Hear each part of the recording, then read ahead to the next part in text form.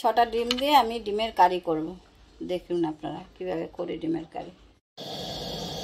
সেটাই এই জন্য এ করে নিন।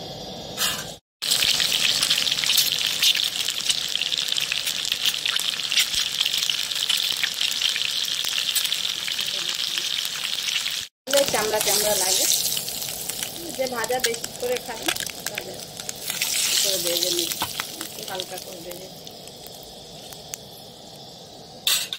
রসুন বাটা, শুকনো লঙ্কা বাটা দিন, জল দিন।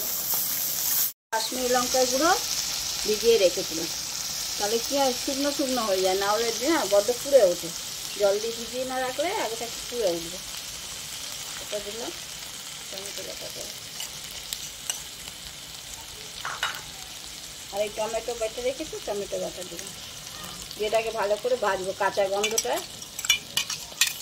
নাহলে থেকে যাবে। ভালো করে ভাজবো, ভাজলে তারপর তেল দিবো। তারপরে কষিয়ে দিয়ে কষানো হয়ে গেছে, গন্ধ থাকবে না কোনো রসুন আদা। করতে এবার একটু জল দিয়ে দেবো, মাখা মাখা করে দেবো।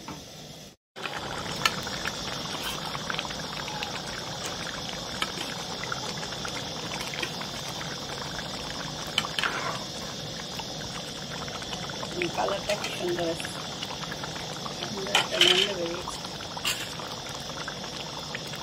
হয়ে গেল ডিমের কারি। এবার গরম গরম পরিবেশন হবে। আমি তুলে নিই প্লেটে।